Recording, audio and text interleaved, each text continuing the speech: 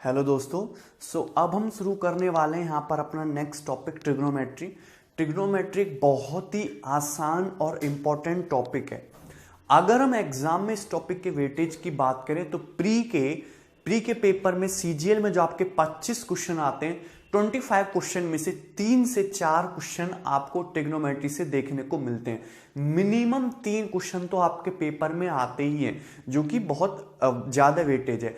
अगर हम मेंस के पेपर की बात करें तो 100 क्वेश्चन में से आपके 8 से 9 क्वेश्चन आपको ट्रिग्नोमेट्री से देखने को मिलते हैं।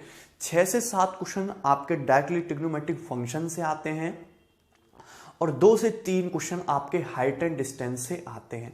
तो ट्रिग्नोमेट्री का आपको बिल्कुल भी हल्के में नहीं लेना है, ठीक है।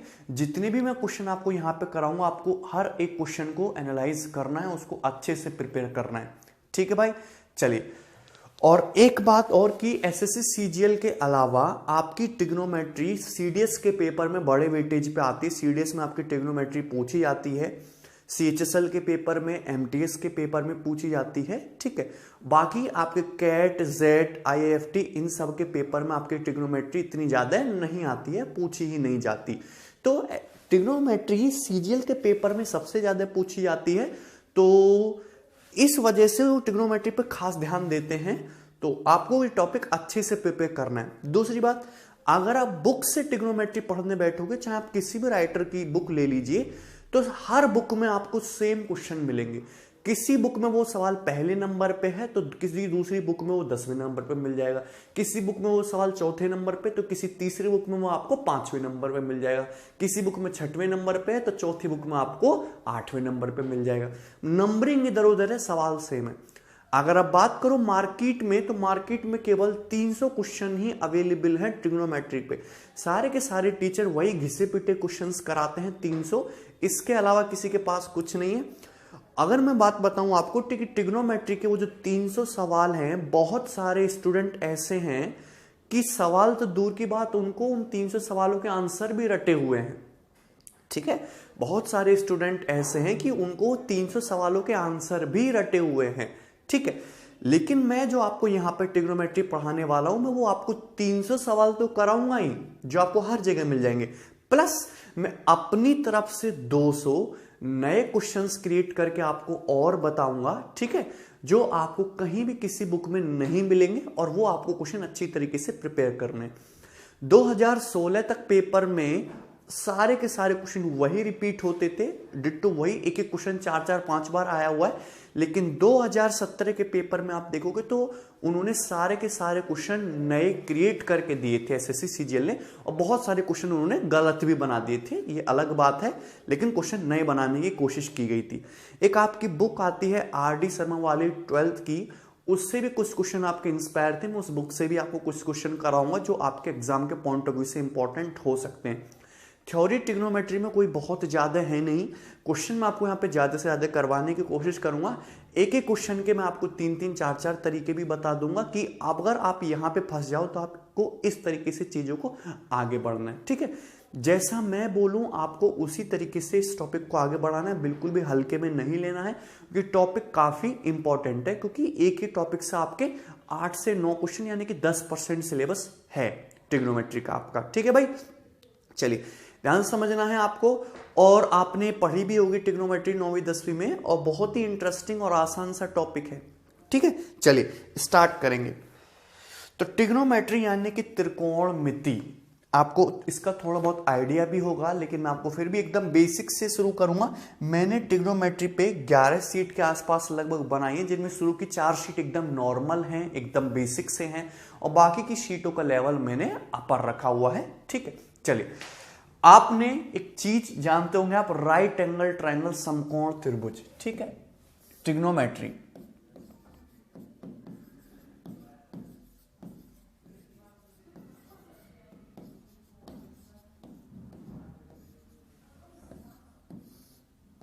ट्रिग्नोमेट्री, ठीक है। आपको एक चीज पता होगी, मैंने ज्योमेट्री में आपको एक चीज पढ़ाई थी, राइट एंगल ट्रायंगल या फिर समकोण त्रिभुज। जैसे मैं आपके सामने एक राइट एंगल ट्रायंगल बनाऊं, जैसे मैं आपके सामने एक राइट एंगल ट्रायंगल बनाऊं, जैसे आपको दिख रहा है यहाँ पे समकोण त्रिभुज, इसमें ये एंगल जो है ये आपका 90 डिग्री है, इसमें ये एंगल आपका 90 डिग्री है, दिख रहा है। अगर मैं इस एंगल को थीटा मानता हूं तो ये एंगल आपका फिर कितना हो जाएगा, 90 माइनस थीटा।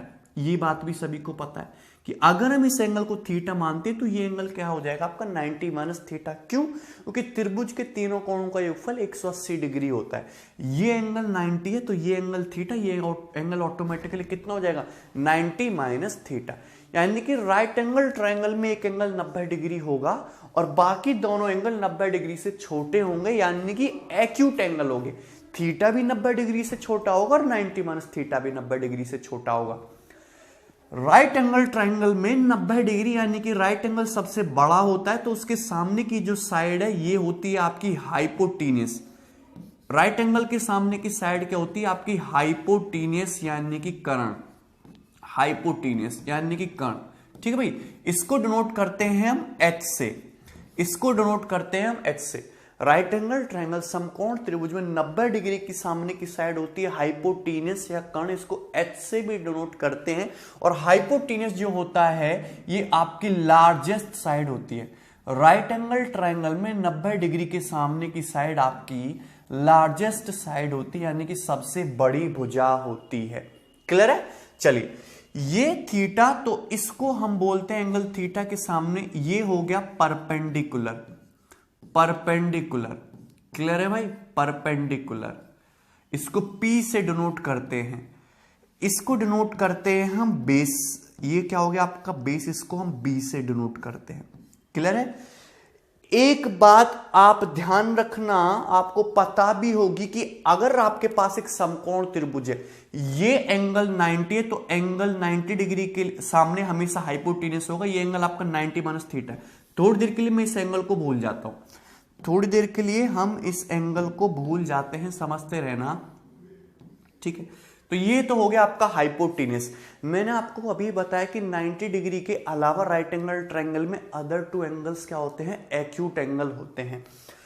एंगल थीटा के लिए ये एंगल थीटा है एक्यूट एंगल। इस एक्यूट एंगल थीटा के लिए इसके सामने वाली साइड हमेशा परपेंडिकुलर और अदर जो साइड बचेगी वो हमेशा बेस होगी। क्लियर है? कोई डाउट है किसी को? 90 डिग्री के सामने हाइपोटेन्यूस फिक्स है, लेकिन एंगल थीटा के लिए बात करें तो एंगल थीटा के लिए उसके सामने वाली साइड ये परपेंडिकुलर और अदर जो साइड होगी वो बेस होगी। लेकिन अगर मैं इस एंगल के लिए बात करूं, अगर मैं इस एंगल के लिए बात करूं, समझते हैं ध्यान से, अगर मैं इस एंगल के लिए बात करूं तो इस एंगल के लिए उसके सामने वाली साइड यानी कि ये साइड परपेंडिकुलर होगी। अगर मैं नाम देता हूं इस ट्रायंगल को, सपोज इस ट्रायंगल को नाम देता हूं मैं ABC, ठीक है ना, ABC। तो इस एंगल के लिए इसके सामने वाली साइड यानी कि BC परपेंडिकुलर होगी और AB क्या हो जाएगी आपकी बेस हो जाएगी। तो ऐसा जरूरी नहीं है कि ये लाइन हमेशा पड़ी हुई है, नीचे है BC तो ये बेस हो गया, परपेंडिकुलर हो गया। बेस परपेंडिकुलर आपके ये साइड से डिसाइड नहीं होता, एंगल से डिसाइड होता है। कि अगर मैं एंगल थीटा के लिए बात करूं तो उसके सामने वाली साइड, एक्यूट एंगल थीटा के लिए बात करूं तो उसके सामने वाली साइड यानी कि ये वाली साइड क्या हो जाएगी, परपेंडिकुलर होगी और ये साइड क्या होगी आपकी बेस होगी। लेकिन अगर मैं एक्यूट एंगल अल्फा के लिए बात करूं तो एंगल अल्फा के लिए उसके सामने वाली साइड यानी कि BC परपेंडिकुलर होगी और AB आपकी बेस होगी। ये बात आपको पता होनी चाहिए। क्लियर है? कोई डाउट है इसमें? ये सिंपल सी बात है। 90 डिग्री के सामने हाइपोटेन्यूस हमेशा फिक्स है। दूसरी बात, किसी भी राइट एंगल ट्रायंगल में एक थ्योरम होती है पाइथागोरस थ्योरम, वो भी आपको पता होनी चाहिए कि हाइपोटेन्यूस का स्क्वायर बराबर होता है perpendicular square plus base square. Hypotenuse square बराबर होता है perpendicular square plus base square. कर्ण का वर्ग बराबर होता है आधार का वर्ग प्लस लंब का वर्ग। क्लियर है? कर्ण का स्क्वायर बराबर होता है आपका लंब का वर्ग, लंब स्क्वायर प्लस आधार स्क्वायर। क्लियर है? पाइथागोरस थ्योरम, ये बहुत सिंपल बेसिक सी बातें हैं। जैसे जैसे हम आगे बढ़ेंगे हम अपना लेवल बढ़ाते चले जाएंगे। कर्ण का स्क्वायर बराबर होता है लंब स्क्वायर प्लस आधार स्क्वायर। सिंपल है। चलिए नेक्स्ट, अब चीज समझते रहना ध्यान से, बहुत ही आसान सी बातें हैं। चलिए सपोज अगर मैं आपसे कहूं कि ये एक राइट एंगल ट्राइंगल है, ये एक समकोण त्रिभुज है, ये एक समकोण त्रिभुज है, ये हो गया ए, ये हो गया एंगल बी, ये 90 डिग्री का है, ठीक है, और ये हो गया एंगल सी। एंगल बी के सामने ये हो गया हाइपोटेनस, ये एंगल थीटा है, तो इस एंगल थीटा के लिए एक्यूट एंगल न्यून कोण थीटा के लिए उसके सामने वाली साइड ये परपेंडिकुलर हो गया, और ये हो गया आपका बेस बी, ये हो गया आपका बेस बी। क्लियर है? चलिए, हाइपोटेनस स्क्वायर बराबर perpendicular square plus base square, ये बात सभी को पता है। क्लियर है? अब अगर मैं तीन साइड, अगर राइट एंगल ट्रायंगल के साइड्स को बोलते हैं हम ट्रिपलेट्स, पाइथागोरन ट्रिपलेट्स, ठीक है, मैंने आपको ज्योमेट्री में भी पढ़ाया है। जैसे कि अगर मैं, सभी को पता है पाइथागोरस थ्योरम, हाइपोटेनस स्क्वायर बराबर perpendicular square plus base square, hypotenuse square बराबर होता है perpendicular square plus base square. समकोण त्रिभुज की भुजाओं को पाइथागोरन ट्रिपलेट कहते हैं, समकोण त्रिभुज की भुजाओं को पाइथागोरन ट्रिपलेट कहते हैं, जो ट्रिपलेट्स बनाती हैं। समझेंगे ध्यान से। जैसे कि मैं एक राइट एंगल ट्रायंगल में सपोज बेस की वैल्यू लेता हूं 3, परपेंडिकुलर की वैल्यू लेता हूं 4 सेंटीमीटर, तो हाइपोटेनस की वैल्यू कितनी आएगी पाइथागोरस थ्योरम से? हाइपोटेनस का स्क्वायर आ जाएगा आपका परपेंडिकुलर स्क्वायर यानी कि 3 स्क्वायर प्लस बेस यानी कि 4 स्क्वायर, तो 9 प्लस 16 यानी कि कितना हो जाएगा? 25, 25, कितना हो जाएगा? 25। सो हाइपोटेनस की वैल्यू कितनी आ जाएगी आपकी? 5, यानी कि हाइपोटेनस की वैल्यू कितनी आ जाएगी आपकी? 5, ये 5 आ गई। यानी कि 3, 4, 5 क्या बनाते हैं? राइट एंगल ट्रायंगल की साइड्स बनाती हैं। सो 3, 4, 5 को क्या बोलते हैं हम? पाइथागोरन ट्रिपलेट बोलते हैं। क्या बोलते हैं इनको? Pythagorean triplets. तो यानी कि 3, 4, 5 ऑलवेज, अगर किसी ट्रायंगल की साइड 3, 4 और 5 है, दैट मीन्स वो पाइथागोरस थ्योरम को सेटिस्फाई करती हैं और एक राइट एंगल ट्रायंगल बनाती हैं, जिनमें 5 सबसे बड़ी साइड है, यानी कि 5 उस राइट एंगल ट्रायंगल का हाइपोटेनस या फिर कर्ण होगी।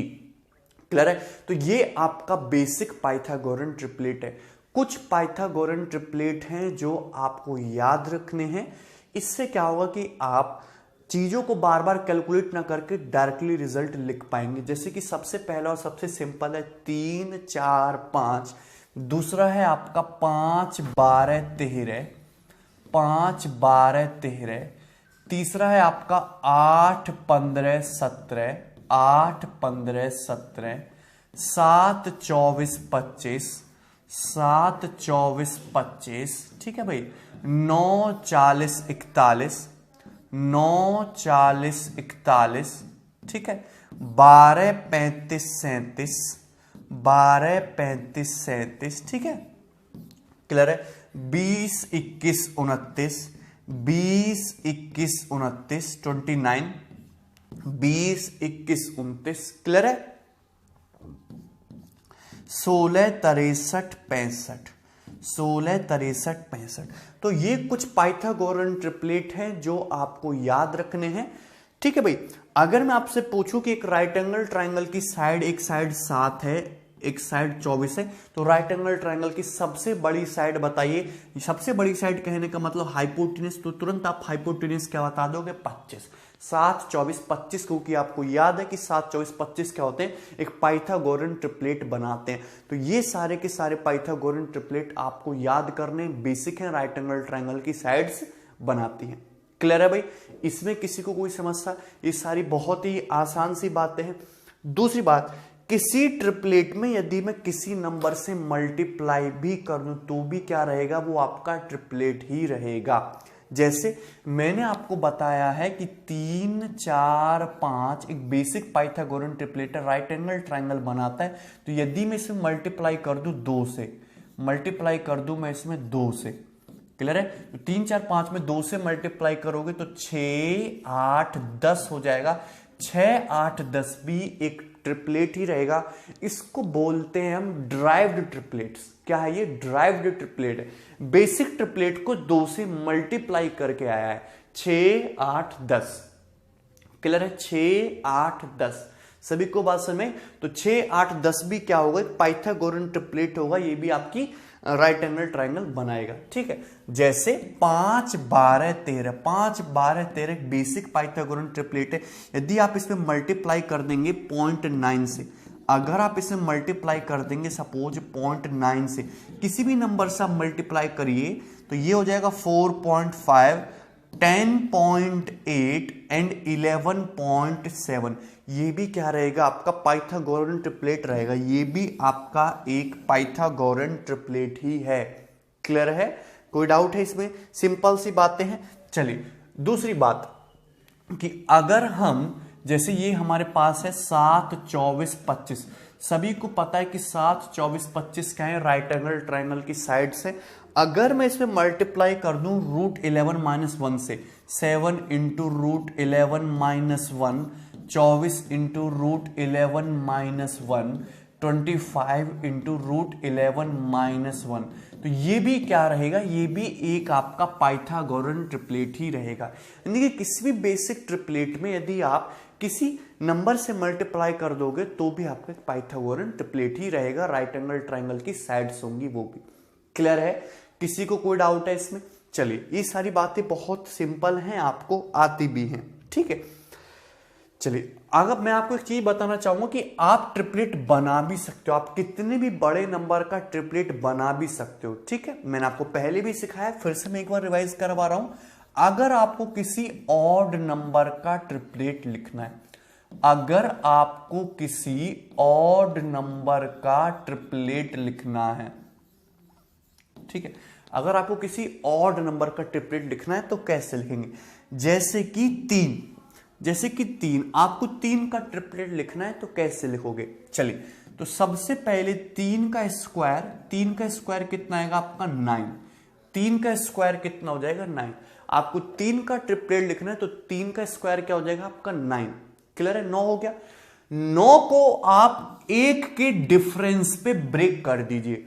9 को ऐसी दो संख्याओं में तोड़ दीजिए जिनका सम तो 9 हो पर डिफरेंस 1 हो। क्लियर है, डिफरेंस 1 हो। तो 9 को मुझे ब्रेक करना है 1 के डिफरेंस पे।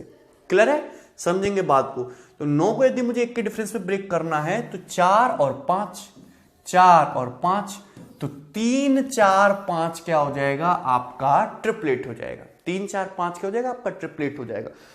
9 को कैसे ब्रेक करेंगे 1 के डिफरेंस पे? पहले 9 में से 1 हटा लो, कितना बचा? 8। 8 को हाफ हाफ कर दिए, 4 और 4। जो मैंने 1 हटाया था आप चिपका दो किसी एक में, 4 और 5। क्लियर है? चलिए फिर से मैं और एग्जांपल लेता हूं कि अगर आपको बनाना है सपोज 5 का ट्रिपलेट बनाना है, 5 का, तो 5 का स्क्वायर करिए, तो 5 का स्क्वायर कितना आएगा? 25 आ गया। 5 का स्क्वायर कितना आ जाएगा? 25। अब 25 में से 1 हटा लीजिए, कितना बचा? 24। 24 को हाफ हाफ कर दीजिए तो कितना हो गया? 12 और 12। लेकिन 1 हटाया था, 1 वापस दे दीजिए तो कितना हो जाएगा? 13। 12 और 13, सो 5 12 13 क्या होता है आपका? ट्रिपलेट होता है। क्लियर है भाई? चलिए आपको लिखना है 11 का, आपको लिखना है 11 का ट्रिपलेट। ठीक है भाई, तो 11 का स्क्वायर करिए, कितना आएगा? 121। 121 11 का स्क्वायर करेंगे 121। क्लियर है? चलिए अब 121 को उसमें से 1 हटा लीजिए, कितना बचा? 120। तो ये हो जाएगा आपका 60, हाफ हाफ कर देंगे 60, 1 वापस दे दीजिए, कितना हो जाएगा? 61। तो 11 60 61 ये हो जाएगा आपका ट्रिपलेट हो जाएगा। तो किसी भी ऑड नंबर का ट्रिपलेट आप इस तरीके से बना सकते हो। क्लियर है? चलिए अगर आपको किसी इवन नंबर का ट्रिपलेट लिखना है, अगर आपको किसी इवन नंबर का ट्रिपलेट लिखना है,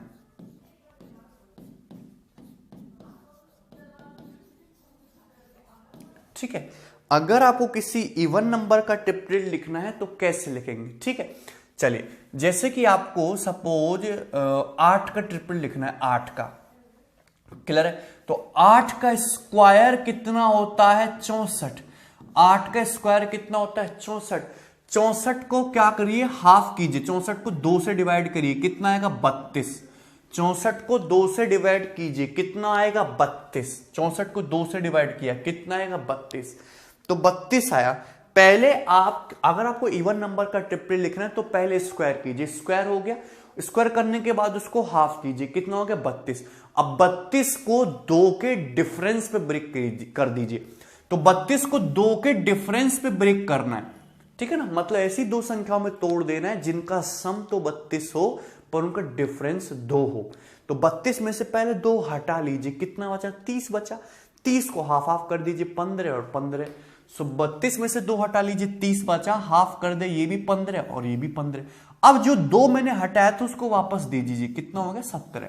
तो 15 और 17 यानी कि 8, 15, 17 क्या हो गया, आपका एक ट्रिपलेट हो गया। क्लियर है भाई, कोई समस्या इसमें किसी प्रकार की? आपको लिखना है 12 का, आपको लिखना है 12 का ट्रिपलेट। सो 12 का ट्रिपलेट कैसे लिखोगे कि 12 का स्क्वायर करिए, कितना आएगा आपका 144, 144। 12 का स्क्वायर करें कितना है 144। 144 का हाफ कर दीजिए भाई, तो कितना आएगा आपका 72। कितना हो जाएगा आपका 72, 72 हो गया। सिंपल सी बात है। अब 72 को 2 के डिफरेंस पे ब्रेक कर दीजिए। तो पहले 72 में से 2 हटा लीजिए, कितना बचा 70। 70 को हाफ हाफ कर देंगे तो 35, 35 हो जाएगा। अब 2 1 को वापस दे दीजिए, तो 35 और 37, यानी कि 12, 35 और 37, 12, 35 और 37, ये भी आपको एक राइट एंगल ट्रायंगल की साइड्स होंगी। क्लियर है, कोई डाउट है इसमें किसी को? तो बहुत सिंपल सी बात है, आपको पता होनी चाहिए थी यहां तक। ठीक है, चलिए आगे बढ़ेंगे और नेक्स्ट चीज देखेंगे ध्यान से, और ये चीज आपको बहुत ही ध्यान से समझनी है, सभी को पता होनी चाहिए। चलिए, अगर मैं आपके सामने एक राइट एंगल ट्रायंगल बनाऊं, ये हो गया राइट एंगल ट्रायंगल समकोण त्रिभुज, राइट एंगल ट्रायंगल बनाऊं 90 डिग्री। क्लियर है? तो 90 डिग्री के अलावा अदर 2 एंगल एक्यूट एंगल होंगे। तो ये एंगल मैंने लिया थीटा।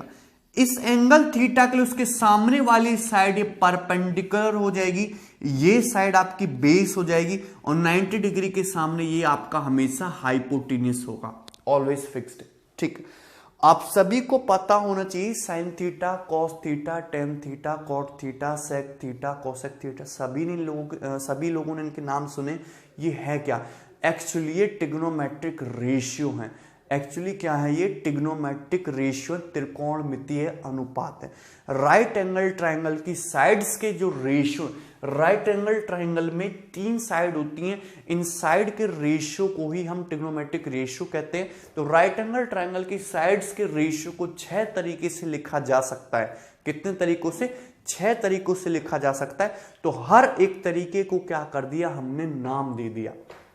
ध्यान से सुनेंगे, अगर आपसे कोई पूछे कि साइन थीटा कॉस थीटा है क्या, तो आप क्या बोलोगे कि ये ट्रिग्नोमेट्रिक रेशियो है। किसी भी राइट एंगल ट्रायंगल में 3 साइड होती हैं जिसको हम, और उन साइड के रेशियो को हम 6 तरीके से लिख सकते हैं, और उन्हीं को क्या दे दिया हमने? नाम दे दिया।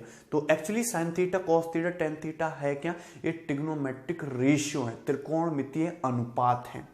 क्लियर है? सिंपल सी बात। सो अगर मैं आपसे कहूं साइन थीटा, साइन थीटा क्या होता है? साइन थीटा क्या होता है? तो साइन थीटा जो हमने रेशियो बोला, साइन थीटा है परपेंडिकुलर बटे हाइपोटेन्यूस, परपेंडिकुलर बटे हाइपोटेन्यूस। ये हो गया परपेंडिकुलर बटे हाइपोटेन्यूस, यानी कि लंब बटे कर्ण।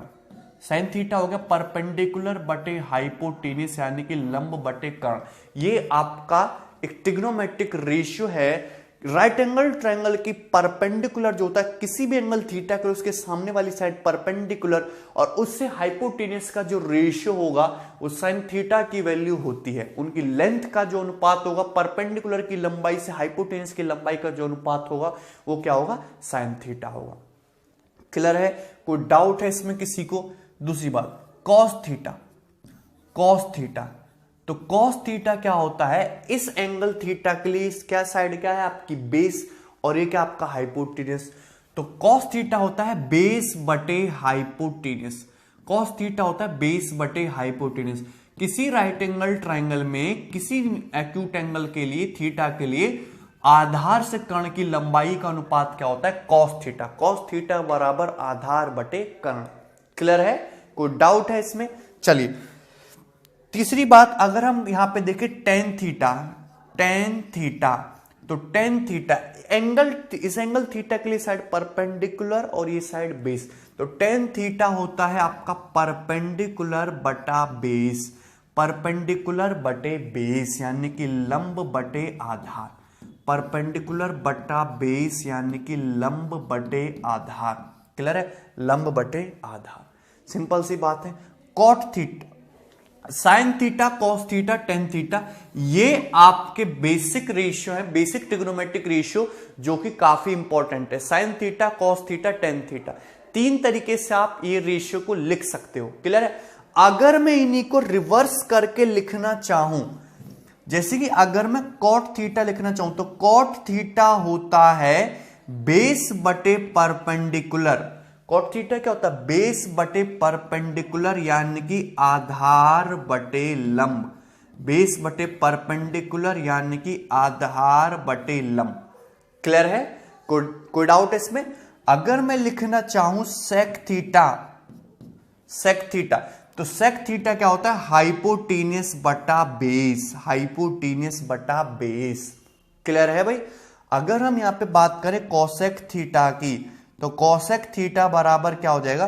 कोसेक थीटा हो जाएगा हाइपोटेनियस बटे परपेंडिकुलर, हाइपोटेनियस बटे परपेंडिकुलर। क्लियर है। तो ये आपके टोटल 6 ट्रिग्नोमेट्रिक रेशियो हो गए। राइट एंगल ट्रायंगल की तीनों साइड, परपेंडिकुलर, बेस और हाइपोटेनियस की लेंथ के रेशियो को टोटल 6 तरीकों से लिखा जा सकता है। क्लियर है, कोई डाउट है इसमें? लेकिन यहां पे गौर करने वाली बात यह है कि अगर यहां पे ध्यान से ऑब्जर्व करो तो ये साइन थीटा और ये कोसेक थीटा एक दूसरे के जस्ट अपोजिट रेशियो है, ये एक दूसरे के जस्ट अपोजिट रेशियो है, क्योंकि साइन थीटा परपेंडिकुलर बटे हाइपोटेनियस, सो कोसेक थीटा हाइपोटेनियस बटे परपेंडिकुलर, एकदम अपोजिट रेशियो है। अगर अब बात करो तो कॉस थीटा बेस बटे हाइपोटेनियस, सेक थीटा हाइपोटेनियस बटे बेस, तो एक दूसरे के जस्ट अपोजिट ट्रिग्नोमेट्रिक रेशियो है कॉस थीटा और सेक थीटा। अगर हम यहां पे गौर करें टेन थीटा और कॉट थीटा में, तो टेन थीटा परपेंडिकुलर बटा बेस और कॉट थीटा बेस बटा परपेंडिकुलर, तो ये दोनों एक दूसरे के अपोजिट ट्रिग्नोमेट्रिक रेशियो है, रेसिप्रोकल है, एक दूसरे के क्या है? ये रेसिप्रोकल है। क्लियर है भाई, कोई डाउट है इसमें? सो मैं ये कह सकता हूं, क्या कह सकता हूं मैं, कि अगर हम साइन थीटा और कोसेक थीटा की मल्टीप्लाई कर दें आपस में, sign theta into cosec theta, तो मैंने अभी बताया कि साइन थीटा क्या होगा? परपेंडिकुलर बटे हाइपोटेनियस, जबकि कोसेक थीटा क्या है? हाइपोटेनियस बटे परपेंडिकुलर, तो ये आपस में कैंसल आउट हो जाएगा, तो क्या आएगा आपका? 1। यानी कि साइन थीटा और कोसेक थीटा का प्रोडक्ट क्या होता है? 1 होता है। ये एक दूसरे के रेसिप्रोकल होते हैं, या फिर मैं ऐसे भी लिख सकता हूं कि साइन थीटा बराबर क्या होता है? 1 बाई कोसेक थीटा। एकदम स्लोली मैं आपको समझा रहा हूं, साइन थीटा इक्वल टू क्या होता है? 1 बाई कोसेक थीटा। क्लियर है? एक्चुअली मेरी तबीयत ठीक नहीं है तो मुझे थोड़े से चक्कर भी आ रहे हैं, ठीक है, तो थोड़ा ऐसे ही जा रहा है। साइन थीटा बराबर 1 बाई कोसेक थीटा, ठीक है भाई। चलिए दूसरी बात कि अगर मैं टेन थीटा, बुखार बहुत ज्यादा चल रहा है यार आजकल, ठीक है, तो tan theta into cot theta, अगर मैं इनकी आपस से मल्टीप्लाई करूं तो मैंने अभी समझाया कि टेन थीटा परपेंडिकुलर बटा बेस है, तो कॉट थीटा हमने क्या लिखा था? बेस बटे परपेंडिकुलर। सभी को पता है कि बी से बी, पी से पी आपका कट जाएगा, कितना आएगा आपका? 1। क्लियर है? यानी कि टेन थीटा और कॉट थीटा एक दूसरे के रेसिप्रोकल होते हैं, यानी कि टेन थीटा बराबर क्या हो जाएगा? 1 बाई कॉट थीटा। क्लियर है? Tan theta into cot theta का प्रोडक्ट क्या आ गया आपका? 1 आ गया। क्लियर है भाई, सिंपल सी बात है। अगर हम यहां पे देखें कॉस थीटा और सेक थीटा के बारे में, तो cos theta into sec theta, cos theta क्या है आपका? बेस बटे हाइपोटेनियस। क्लियर है? बेस बटे हाइपोटेनियस। सेक थीटा क्या था? जस्ट इसका रेसिप्रोकल था, हाइपोटेनियस बटा बेस, तो देखिए ये सब कैंसिल आउट हो जाएगा, क्या आएगा? 1। कॉस थीटा और इंटू सेक थीटा का प्रोडक्ट क्या होता है आपका? 1। क्लियर है? सिंपल सी बात है। सो हम यहां से कह सकते हैं कि कॉस थीटा जो होता है वो आपके सेक थीटा का रेसिप्रोकल होता है। कॉस थीटा बराबर 1 by sec theta. Cos theta बराबर क्या होता है? 1 बाई सेक थीटा। क्लियर है? सिंपल सी बात है और बहुत आसान भी है, ठीक है। नाउ एक चीज यहां पे गौर करना कि अगर हम टेन थीटा की बात करें, टेन थीटा, तो टेन थीटा क्या होता है? परपेंडिकुलर बटा बेस। टेन थीटा क्या होता है? परपेंडिकुलर बटा बेस। तो अगर मैं देखो ये अंश है ये और अंश है परपेंडिकुलर और हर है आपका बी, ऊपर नीचे अंश और हर में यदि मैं एच से डिवाइड कर तो कोई फर्क पड़ेगा क्या? ऊपर नीचे अंश और हर में यदि मैं एच से डिवाइड कर दूं तो कोई फर्क पड़ेगा क्या? सीधी बात है, एच से एच आपका कट गया तो पी बाई बी तो रहा। लेकिन फर्क मुझे ये पड़ गया कि यहां से मैंने ऑब्जर्व किया कि पी बाई एच परपेंडिकुलर बटे हाइपोटेन्यूज, ये तो साइन थीटा है, ये तो साइन थीटा है, और बेस बटे हाइपोटेन्यूज ये आपका कॉस थीटा है। यानी कि पता चल गया मुझे कि टेन थीटा को मैं लिख सकता हूं साइन थीटा बटे कॉस थीटा। टेन थीटा को हम लिख सकते हैं साइन थीटा बटे कॉस थीटा। क्लियर है? टेन थीटा बराबर क्या होता है आपका? साइन थीटा बटे cos theta. So tan theta equal to sine theta बटे कॉस थीटा। क्लियर है? ये बात आपको याद रखने काफी इंपॉर्टेंट है। ठीक है, अगर मैं इसका रेसिप्रोकल उल्टा करके लिखूं तो टेन थीटा का रेसिप्रोकल क्या होता है आपका? कॉट थीटा होता है, कॉट थीटा। और साइन थीटा बटे कॉस थीटा को यदि मैं रिवर्स करूंगा, उल्टा करूंगा, तो क्या हो जाएगा आपका भाई? कॉस थीटा बटे साइन थीटा, कॉस थीटा बटे sine theta. So tan theta बराबर होता है साइन थीटा बटे कॉस थीटा के, और कॉट थीटा इक्वल टू होता है आपका कॉस थीटा बटे साइन थीटा के। सिंपल और बहुत बेसिक सी बात है, आपको पता होनी चाहिए थी। तो ये थे आपके trigonometric ratios. Right angle triangle की टोटल 3 साइड होती है, उसको 6 तरीके से लिखा जा सकता है। ठीक है ना? उनकी साइड्स के रेशियो को, वही रेशियो को हमने नाम दे दिया है sine cos tan cot sec cosec. क्या है ये? त्रिकोणमितीय अनुपात है। क्लियर है? वहां से हमने कुछ बेसिक सी बातें भी निकाली जो आपको पता होनी चाहिए। ठीक है, अब आगे बढ़ेंगे। ट्रिग्नोमेट्रिक आइडेंटिटीज, ठीक है ना? Basic trigonometric identity. ठीक है, अभी ये क्या है? ट्रिग्नोमेट्रिक की 3 बेसिक आइडेंटिटी होती हैं। हायर लेवल की आइडेंटिटी भी होती है जो हम आपको धीरे धीरे जैसे आगे बढ़ेंगे मैं आपको सिखाता चलूंगा। अभी हम देख रहे हैं basic trigonometric identity, basic trigonometric identities.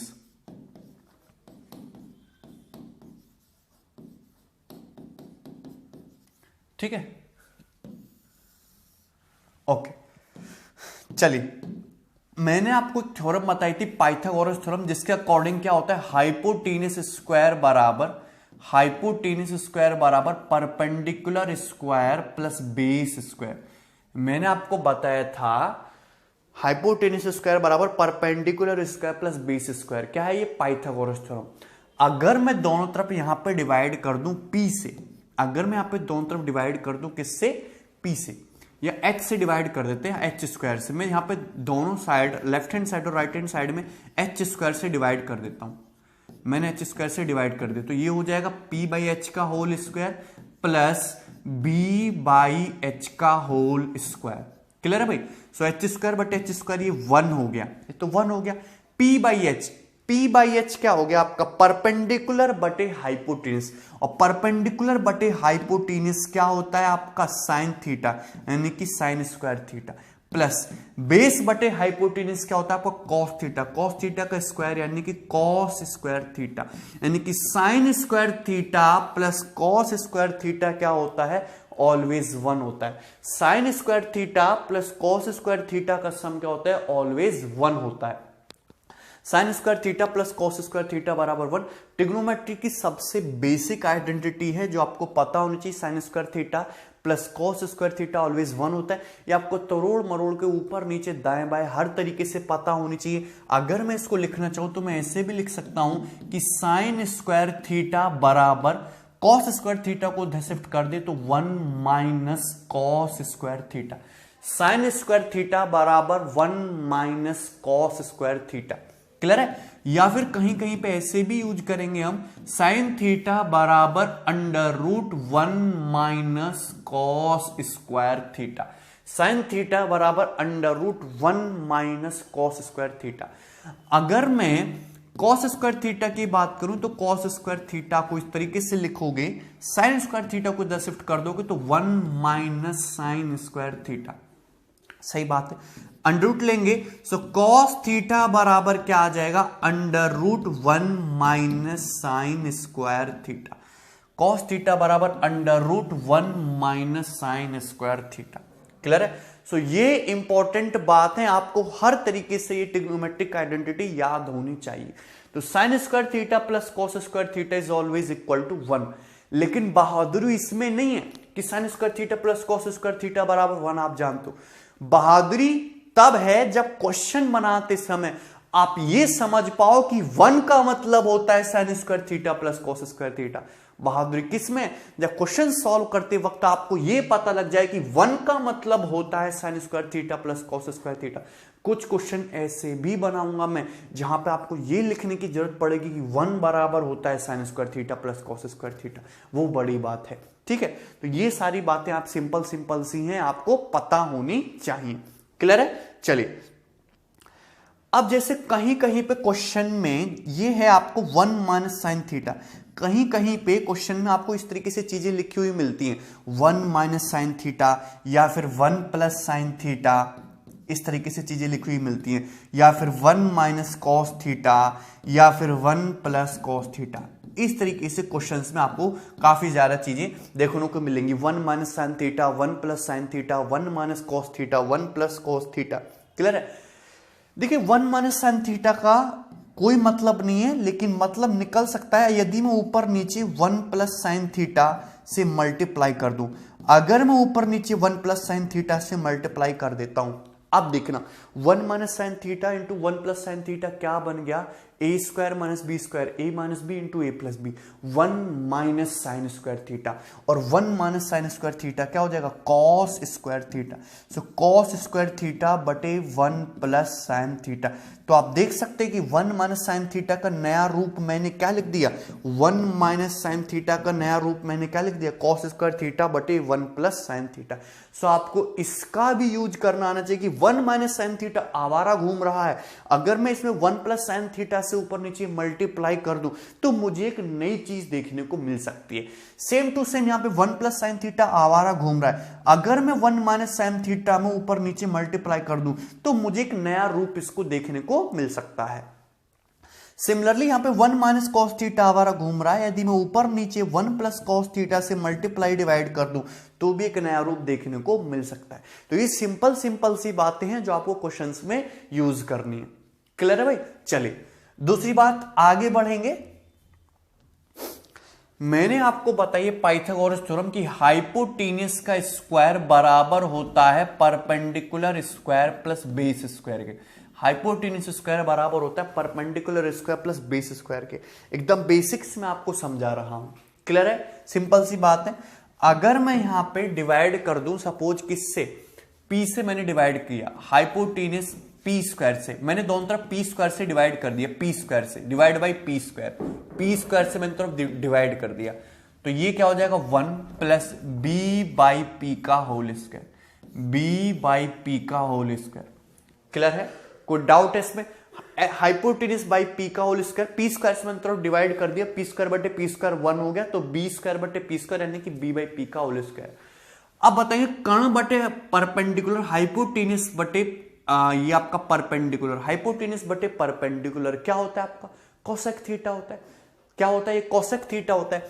तो ये हो गया आपका cosec square theta. Cosec square theta बराबर 1 प्लस क्या आपका? बेस बटे परपेंडिकुलर, बेस बटे परपेंडिकुलर क्या होता है आपका? कॉट थीटा होता है। तो क्या हो जाएगा? Cot square theta. सो आपकी आइडेंटिटी है कि cosec square theta is always equal to 1 plus cot square theta. Cosec square theta is always equal to 1 plus cot square theta. Clear है? Cosec square theta is always equal to 1 plus cot square theta. बहुत ही आसान सी बात है। Cosec square theta equal to 1 plus cot square theta आपको याद रखना है। यह आपको हर तरीके से घुमा फिरा के याद होनी चाहिए कि अगर मैं इसको इधर शिफ्ट कर दूं कॉट स्क्वायर थीटा को, so cosec square theta minus cot square theta बराबर क्या हो जाएगा? 1। Cosec square theta minus cot square theta बराबर क्या हो जाएगा? 1। अगर मैं माइनस से मल्टीप्लाई करके लिख दूं, माइनस दोनों तरफ -1 से मल्टीप्लाई कर दूं, so cot square theta minus cosec square theta क्या हो जाएगा? माइनस का 1। Cot square theta minus cosec square theta क्या हो जाएगा, माइनस का 1। क्लियर है? अगर मुझे कॉट स्क्वायर थीटा की वैल्यू लिखनी तो 1 को मैं इधर शिफ्ट कर सकता हूं, तो कॉट स्क्वायर थीटा क्या हो जाएगा आपका, कोसेक स्क्वायर थीटा माइनस 1। ये भी आप यहां पे यूज करोगे बीच बीच में। क्लियर है? चलिए, अगर मुझे यहां पे कॉट स्क्वायर थीटा की 1 की वैल्यू चाहिए तो मैं ऐसे लिख सकता हूं कि cosec square theta minus cot square theta बराबर 1।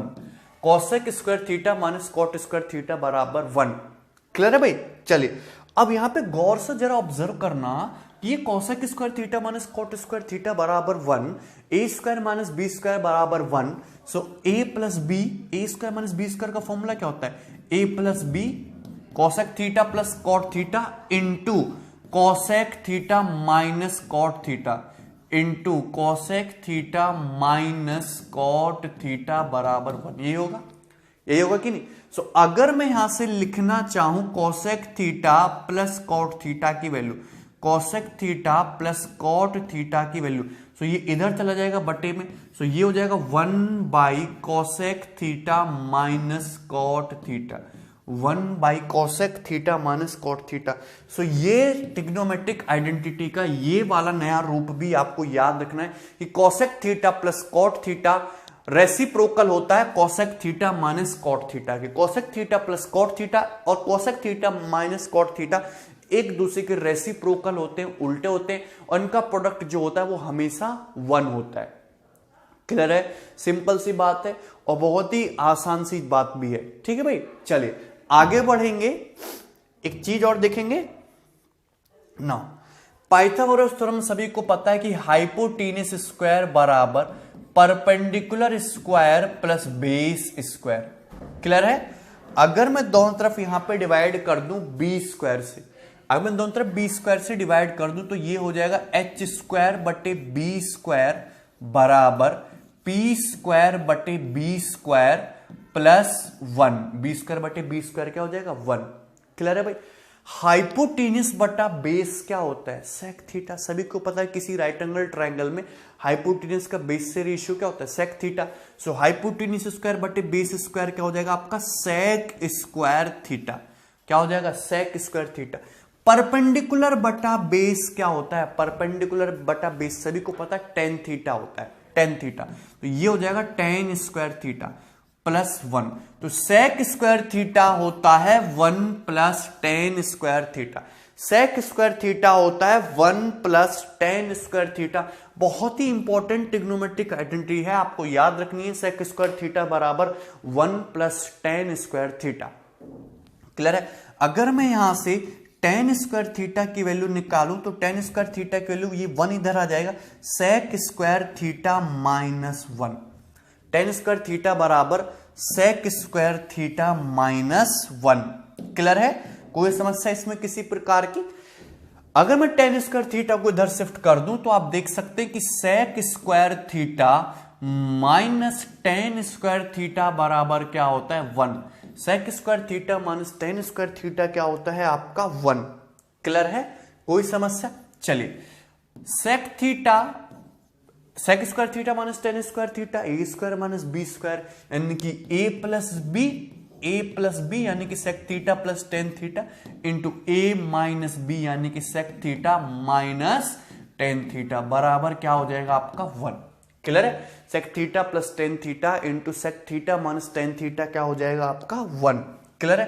तो यहां से हम कह सकते हैं कि sec theta plus tan theta equal to 1 by sec theta minus tan theta, 1 by sec theta minus tan theta, यानी कि दोनों एक दूसरे के रेसिप्रोकल होते हैं। So sec theta plus tan theta और sec theta minus tan theta एक दूसरे के रेसिप्रोकल और उल्टे होते हैं।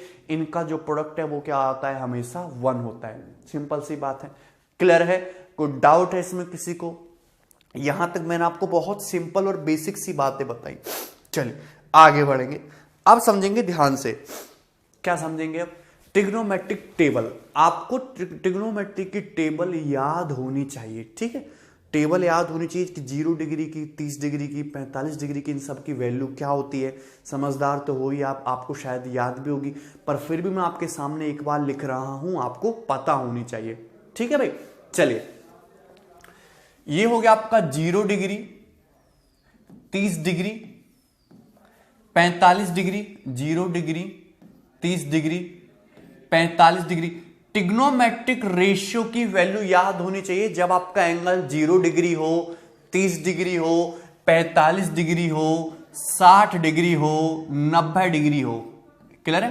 ट्रिग्नोमेट्रिक टेबल की वैल्यू याद होनी चाहिए जब आपका एंगल 0 डिग्री हो, 30 डिग्री हो, 45 डिग्री हो, 60 डिग्री हो, 90 डिग्री हो। क्लियर है? चलिए 0 डिग्री, 30 डिग्री, 45 डिग्री, 60 डिग्री और 90 डिग्री, कौन कौन से रेशियो की? सारे रेशियो की, साइन थीटा की, कॉस थीटा की, टेन थीटा, साइन थीटा की, कॉस थीटा की, tan theta, cot theta, sec theta, cosec theta. Clear है? चलिए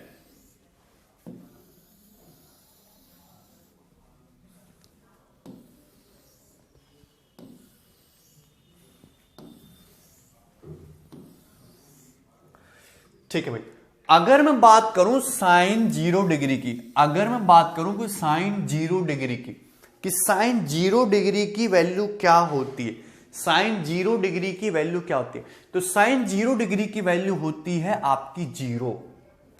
साइन 30 डिग्री, तो साइन 30 डिग्री की वैल्यू क्या होती है? 1/2।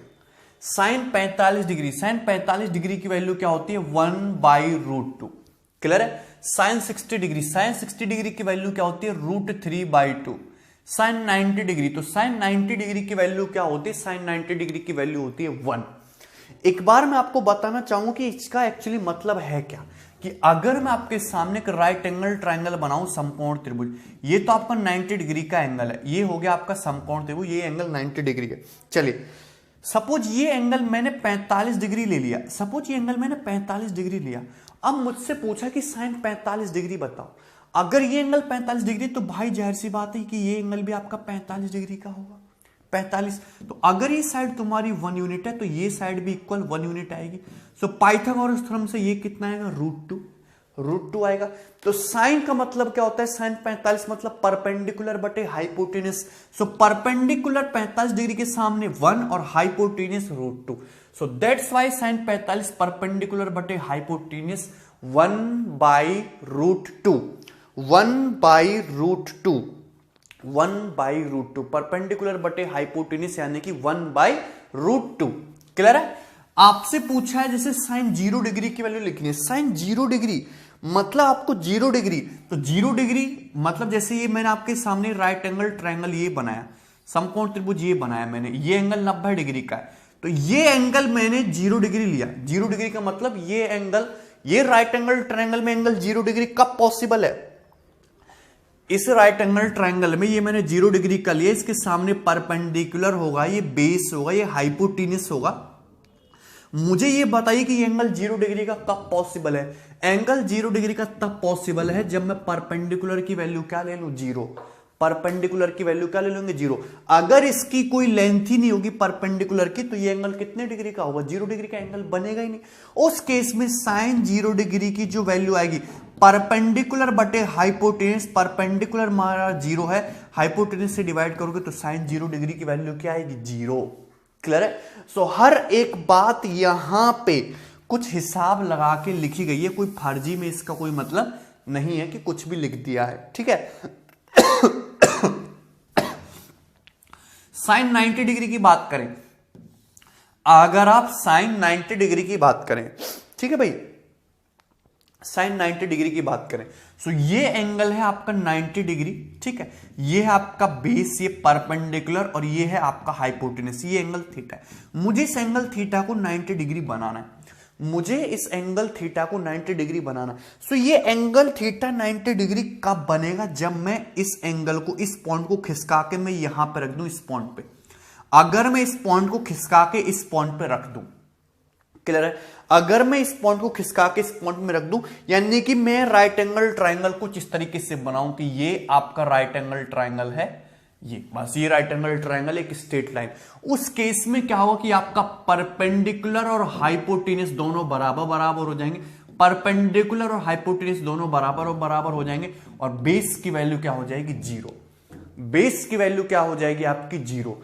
परपेंडिकुलर और हाइपोटेन्यूस दोनों बराबर बराबर हो जाएंगे और बेस की वैल्यू क्या हो जाएगी, जीरो।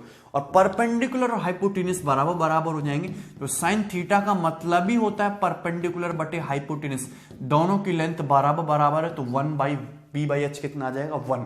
क्लियर है, कोई डाउट है इसमें? तो ये सिंपल सी बात है। तो यहां पे जो ट्रिग्नोमेट्री की टेबल है ये बहुत हिसाब से और लॉजिक से लिखी गई है। क्लियर है? साइन 30 डिग्री, तो ये पाया गया, प्रैक्टिकली भी ये पाया गया कि अगर मैं आपके सामने एक राइट एंगल ट्रायंगल बनाऊं, ये एंगल 90 डिग्री का, ये 30 डिग्री है, ये 30 डिग्री है, तो ये अगर मैं इससे ये रेशियो लेने की बात की तो ये पाएगा कि ये रेशियो जो है हमेशा 1, 2 और √3 है। अगर आप कैलकुलेटर से भी वैल्यू निकालने की कोशिश करोगे साइन 30 डिग्री की तो 1/2 ही बताएगा। आप कोई भी राइट एंगल ट्रायंगल बनाना, ये एंगल 30 डिग्री ऑटोमेटिकली 60 डिग्री का हो जाएगा। तीनों साइड के रेशियो उनकी लेंथ का रेशियो बनाने की कोशिश करना, 1:2:√3 ही आएगा। क्लियर है? यानी कि साइन 30 डिग्री 1/2 और साइन 60 डिग्री कितना होता है, ऑलवेज √3/2। क्लियर है? इसको लिखने का ये आपको याद होना चाहिए, ये आपको पूरी ट्रिग्नोमेट्री की टेबल याद होनी चाहिए। इसको लिखने का मैं आपको एक आसान सा तरीका भी बता देता हूं कि अगर पेपर में कहीं भूल जाओ या याद ना रहे, कि ऐसे लिखिए 0, 1, 2, 3, 4, गिनती तो आती है सभी को, 0, 1, 2, 3, 4, 0 से लेके 4 तक गिनती लिखिए, लिख लेंगे। इसको 4 से डिवाइड कीजिए, तो डिवाइडेड बाई 4, 4 से डिवाइड करना है सभी को, 4 से डिवाइड कीजिए, 4 से डिवाइड किया। क्लियर है? कोई डाउट है? अब यहां पे इसका क्या ले लेंगे आप, अंडर रूट ले लेंगे। क्या ले लेंगे आप, सीधा सीधा सा अंडर रूट ले लेंगे। क्लियर है? सो 0/4 ये 0 हो जाएगा, 1/4 का अंडर रूट 1/2, 2/4 1/2, 1/2 का अंडर रूट 1/√2, 3/4 का अंडर रूट यानी कि √3/2, 4/4 का अंडर रूट यानी कि 1। ये हो जाएगा 0, 1/2, 1/√2, √3/2 और 1। क्लियर है? सिंपल सी बात, और ये बहुत आसान भी है। ठीक है, इस तरीके से यही तो है, ये जो लिखा मैंने यही तो साइन थीटा था। ठीक है, सो ये सारे रेशियो आपको पता होने चाहिए। क्लियर है भाई? चलिए, अब आपको लिखना है कॉस की वैल्यू। अगर आपको लिखना है यहां पे कॉस की वैल्यू, क्लियर है, समझते रहेंगे कॉस की वैल्यू। सो कॉस, देखिए इसको जस्ट रिवर्स कर देना है ना, ये जैसे आपको लिखना है cos 0 डिग्री, तो इसको यहां पे ले आइए 1, ये 1, √3/2 को इधर ले आइए तो ये √3/2। ऐसा क्यों होता है वो भी मैं आपको समझाऊंगा, समझते रहना। ठीक है ना? आपको लिखना है तो देखिए इस तरह साइन लिखा हुआ है ना, 1 को इधर ले आइए, √3/2 को इधर ले आइए, ये 1/√2 एज इट इज रहेगा। क्लियर है? ये 1/2 और ये 0।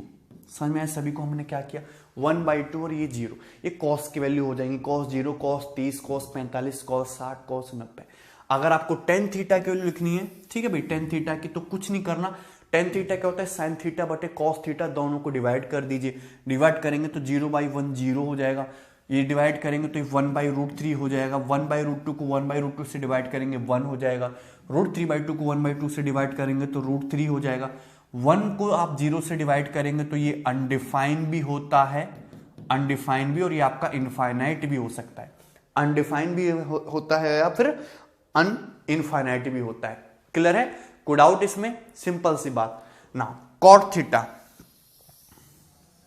कॉट थीटा, अगर आप कॉट थीटा की बात करेंगे तो जैसे हमने कॉस के केस में किया वैसे ही करना है।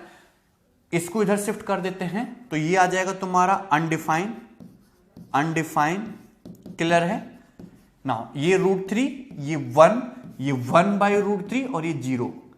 क्लियर है? ऐसा हम क्यों कर रहे हैं ये भी मैं आपको समझाऊंगा, ध्यान से समझते रहना है आपको। सेक थीटा आपको लिखनी है, सेक थीटा की वैल्यू। तो सेक थीटा क्या होता है, कॉसेक थीटा का, कॉस थीटा का रिवर्स होता है। सो कॉस थीटा का रिवर्स करना, तो 1 का 1 हो गया, √3/2 का कितना हो गया, 2/√3, 2/√3, 1/√2 का कितना हो गया, √2, 1/2 का कितना हो गया, 2। क्लियर है? 0 का अगर आप यहां पे रिवर्स करोगे तो ये भी क्या हो जाएगा आपका, अनडिफाइंड। ये भी क्या है आपका, अनडिफाइंड है। क्लियर है? कॉसेक थीटा क्या होता है आपका साइन का रिवर्स होता है, तो साइन का रिवर्स कर देंगे तो जीरो का कितना हो जाएगा अनडिफाइंड, ठीक है ना, क्लियर है, कोई डाउट है। 1/2 का आपका ये 2 हो जाएगा, ये √2 हो जाएगा, ये आपका 2/√3 हो जाएगा, क्लियर है, और ये क्या हो जाएगा आपका 1, क्या हो जाएगा आपका 1, क्लियर है। तो ट्रिग्नोमेट्री की पूरी टेबल है जो आपको रटी हुई होनी चाहिए, क्लियर है, यहां तक किसी भी स्टूडेंट को कोई डाउट है यहां पे, ठीक है। चलिए आगे बढ़ेंगे, नेक्स्ट चीज देखेंगे ध्यान से। अगर मैं बात करूं साइन थीटा और कॉस थीटा की, साइन थीटा और कॉस थीटा की, इंपॉर्टेंट है ये बात, इंपॉर्टेंट है, इसको ध्यान से समझना है आपको। अगर मैं बात करूं साइन थीटा और कॉस थीटा की, साइन थीटा और कॉस थीटा की, तो साइन थीटा और कॉस थीटा की जो वैल्यू होती है वो हमेशा -1 से +1 के बीच में होती है, -1 से +1 के बीच में होती है। साइन थीटा और कॉस थीटा दोनों की ही वैल्यू -1 से +1 के बीच में होती है। या फिर मैं ऐसे लिख देता हूं थोड़ा सा कि साइन थीटा की अगर आप वैल्यू की बात करोगे, साइन थीटा की कोई भी वैल्यू हमेशा -1 से +1 के बीच में ही लाई करेगी।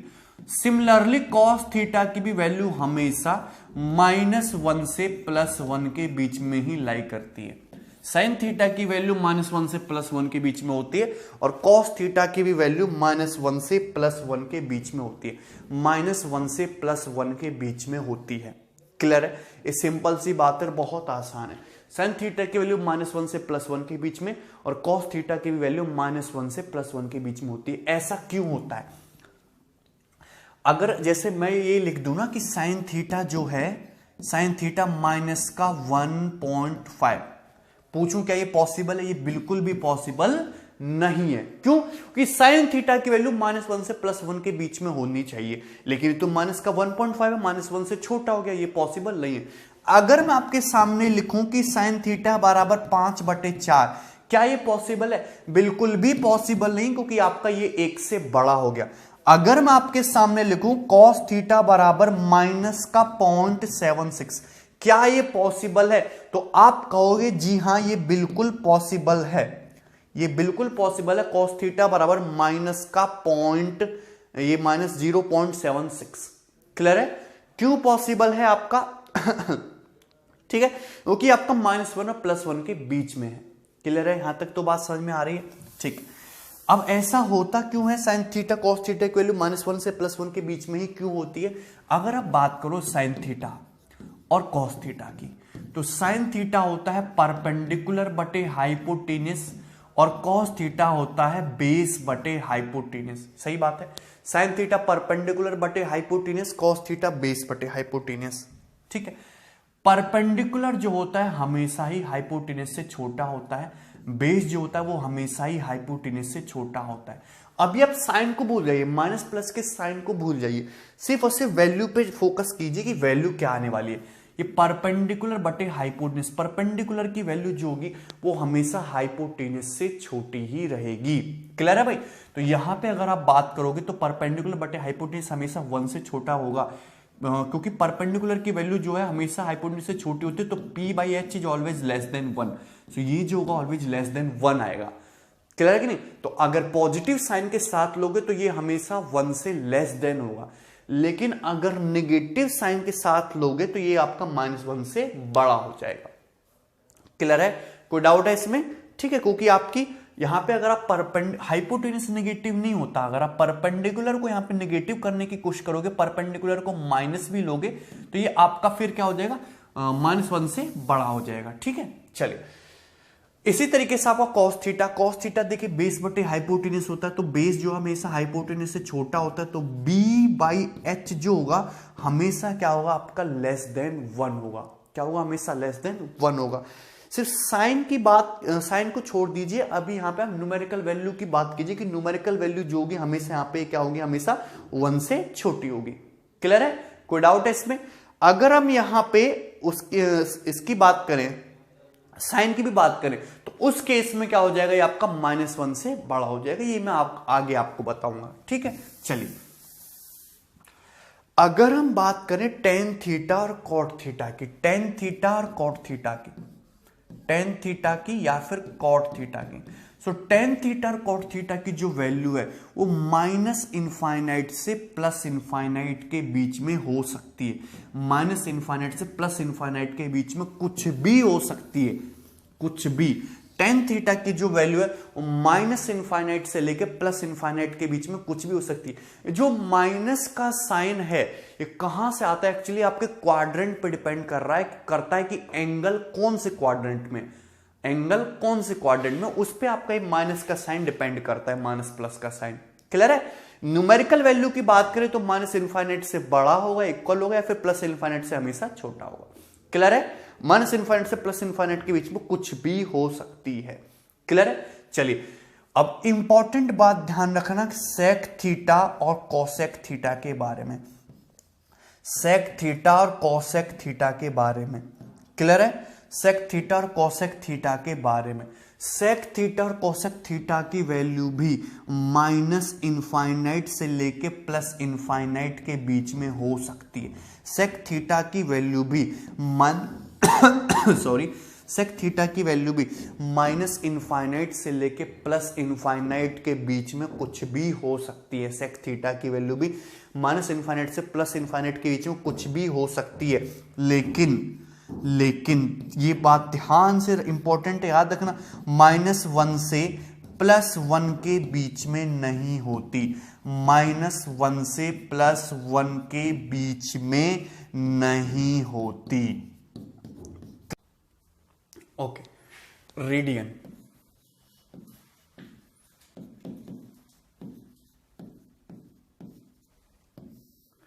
आप सभी को पता है कि हम एंगल्स को नापते हैं डिग्री में, एंगल को हम एक और यूनिट में भी नापते हैं जिसको हम कहते हैं रेडियन। आपको इसके बारे में पता भी होगा, रेडियन।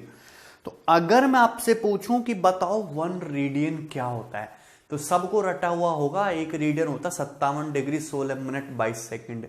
पर आया कहां से ये आपको पता होना चाहिए कि रेडियन का मतलब क्या है। क्लियर है? रेडियन का मतलब क्या है, सुनना आप ध्यान से।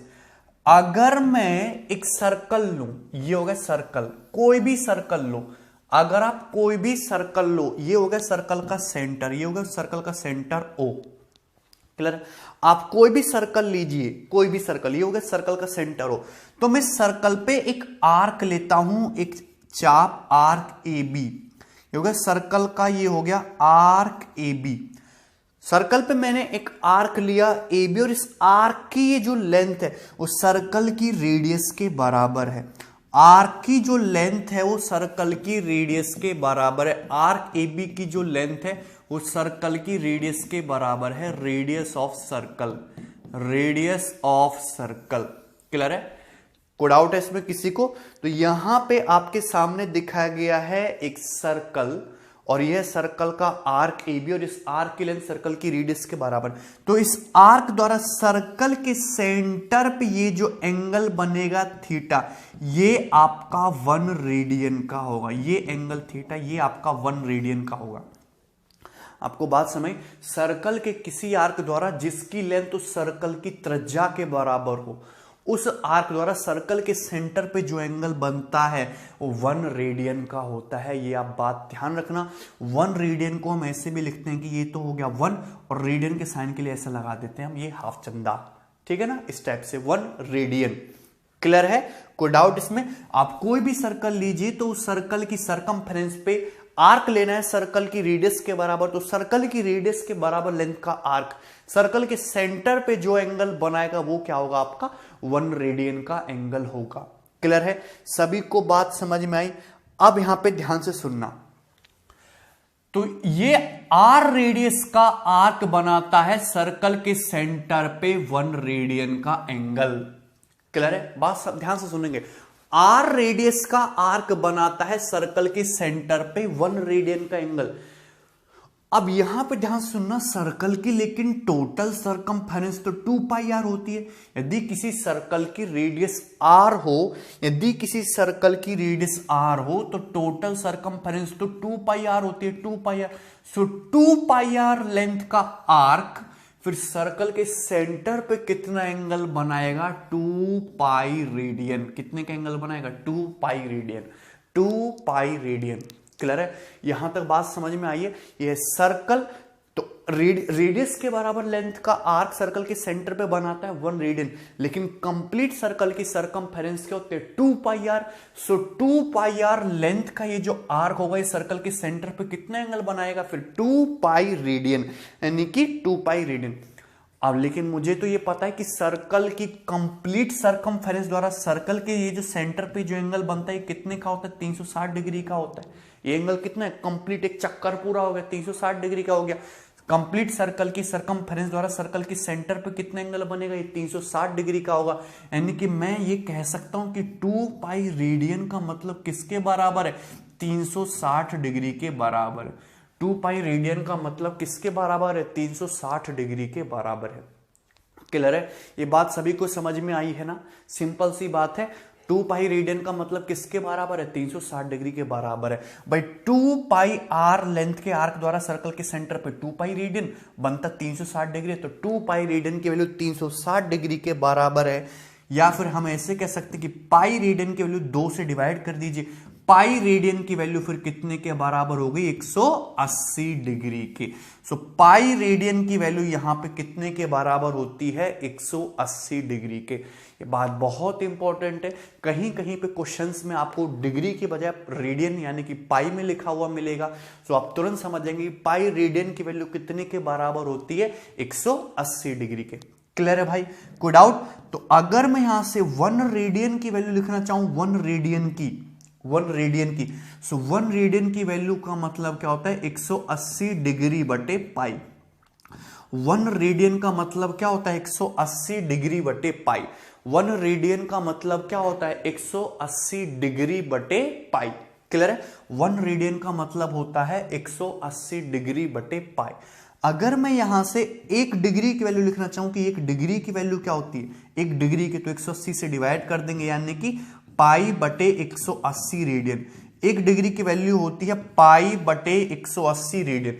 1 डिग्री की वैल्यू होती है पाई बटे 180 रेडियन। सिंपल सी बात है, 1 डिग्री की वैल्यू कितनी होती है, पाई बटे 180 रेडियन। ठीक है ना, ये CHSL का पूछा हुआ सवाल है कि रेडियन की डेफिनेशन बताइए। रेडियन की वैल्यू सबको याद होती है, पर ये डेफिनेशन आपको पता नहीं होती कि सर्कल के आर्क सरकमफेरेंस में को रेडियस के बराबर लेंथ का आर्क लेना है, जो सर्कल के सेंटर पे एंगल बनेगा वो 1 रेडियन का होगा। क्लियर है, इस सभी को बात समझ में आई, बहुत सिंपल सी बात है ना। अब समझेंगे ध्यान से। मैंने आपको बताया कि पाई रेडियन का मतलब जो होता है 180 डिग्री का होता है। पाई रेडियन मतलब 180 डिग्री। क्लियर है, अगर आपसे क्वेश्चन पेपर में आए वैसे पूछा नहीं जाएगा कि रेडियन को डिग्री में कन्वर्ट करने के लिए, जैसे उसने पूछ लिया कि 3 पाई बाई 2 रेडियन की वैल्यू डिग्री में क्या होगी, तो कुछ नहीं करना, पाई रेडियन की जगह क्या रख दीजिए आप, 180 डिग्री रख दीजिए। पाई की जगह क्या रख देना आपको, 180 डिग्री रख देना। 2 से 180 9 बार, 9 तिया 27, 270 डिग्री हो गया। क्लियर है, कोई डाउट है इसमें किसी को? उसने पूछ लिया कि 5 पाई बटे 9 रेडियन, 5 बटे 9 पाई रेडियन की वैल्यू डिग्री में क्या होगी, तो कुछ नहीं करना, पाई रेडियन की जगह क्या रख दीजिए आप, 180 डिग्री रख दीजिए बटे 9 से 180 20 बार, 20 पंजे 100 डिग्री। क्लियर है, 20 पंजे 100 डिग्री। तो इस तरीके से आप रेडियन को डिग्री में कन्वर्ट कर सकते हैं। पाई रेडियन की जगह आपको 180 डिग्री रख देना है। क्लियर है, सिंपल सी बात। लेकिन अगर उसने ये पूछा कि 140 डिग्री को रेडियन में कन्वर्ट कीजिए, 140 डिग्री की वैल्यू रेडियन में क्या होगी, तो कुछ नहीं करना, सिंपल सी बात है। डिग्री को रेडियन में कन्वर्ट करने के लिए 140 डिग्री को रेडियन में कन्वर्ट करने के लिए आपको क्या दिख रहा है, मैंने क्या बताया, 1 डिग्री का मतलब पाई बटे 180 रेडियन।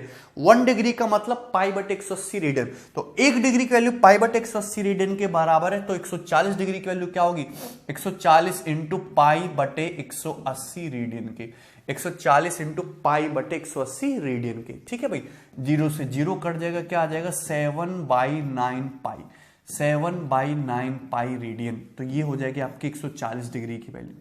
क्लियर है, सिंपल सी बात है। ठीक है, अगर उसने पूछ लिया कि सपोज बताइए कितने की पूछ ले, 345 डिग्री की वैल्यू बताइए, 345 डिग्री की वैल्यू रेडियन में क्या होती है, 345 डिग्री की। सो कुछ नहीं करना, 345 डिग्री को रेडियन में कन्वर्ट करने के लिए क्या कर दोगे, पाई बटे 180 से मल्टीप्लाई कर दोगे, पाई बाई 180 रेडियन। क्लियर है? 5 से काट लेंगे इसको तो सिंपल से कट जाएगा, 5 6 30 और ये 5 9 45, 5 3 15, 5 6 30। ठीक है भाई, 3 से 23 और 3 से 12, तो 23 बटे 12 पाई रेडियन, 23/12 पाई। क्लियर है? कोई डाउट है इसमें? तो ये बहुत ही आसान सी चीज है यहां तक। ठीक है, ओके। अब सबको ये बात ही पता होनी चाहिए कि एक रेडियन की वैल्यू डिग्री में होती क्या है। एक रेडियन का मतलब क्या होता है डिग्रीज में? एक रेडियन का मतलब क्या होता है? एक रेडियन का मतलब होता है 57 degree 16 minute 22 second.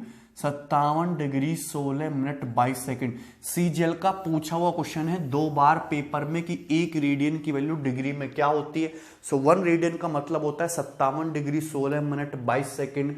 Approximately value है, एग्जैक्ट वैल्यू नहीं है, ये आपको याद रखना है। एक रेडियन की वैल्यू होती है 57 degree 16 minute 22 second.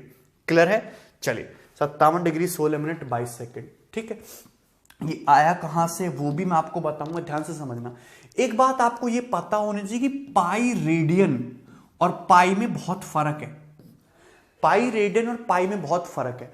Pi radian का तो मतलब है 180 डिग्री और पाई का मतलब है 22/7। समझ में आया सभी को?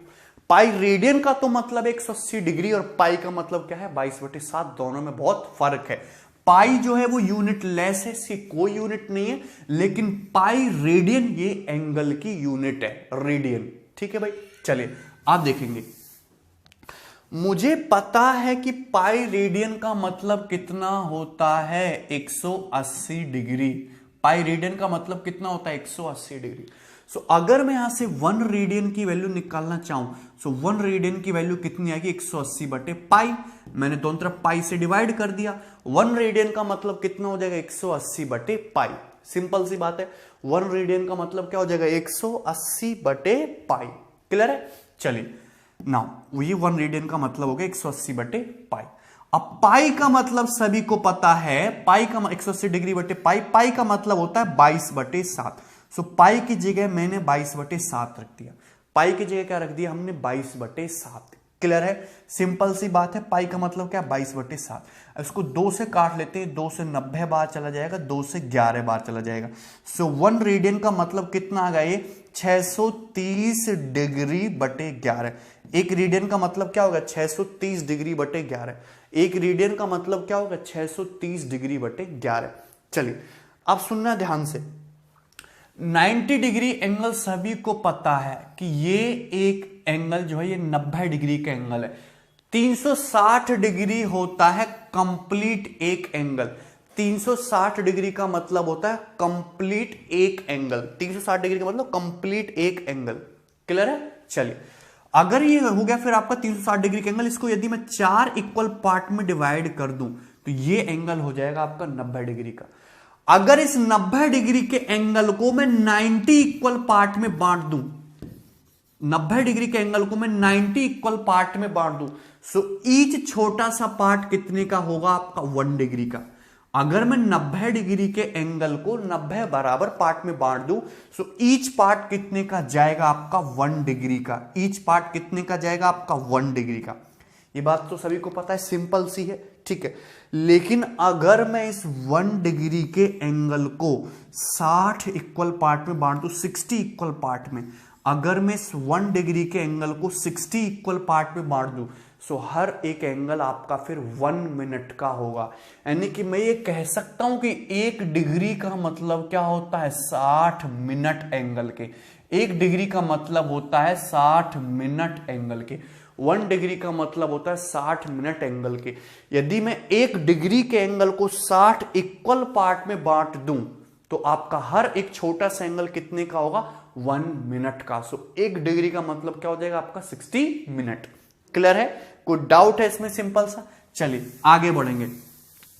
सो मुझे पता है कि 1 मिनट क्या होता है।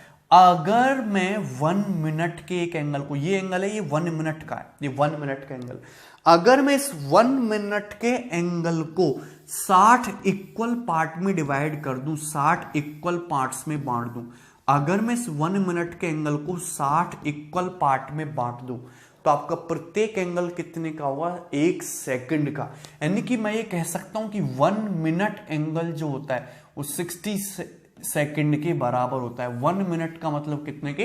60 सेकंड के। 1 मिनट के एंगल को 60 इक्वल पार्ट में डिवाइड कीजिए तो आपका वो क्या छोटा सा पार्ट क्या होगा? 1 सेकंड का होगा। यानी कि 1 मिनट एंगल 60 सेकंड एंगल के बराबर होता है।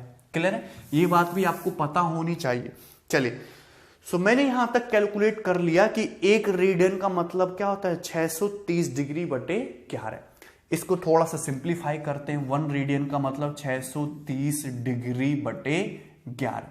अगर आप इसको डिवाइड करेंगे 11 से, तो 11 पंजे 55। क्लियर है भाई? कितना बचेगा? ये आपका यहां से 8 बचेगा, तो 11 सत्ते 77, 57। तो ये बचेगा 57 प्लस 3/11, 57 प्लस 3/11, 57 डिग्री प्लस 3 बटे 11 डिग्री।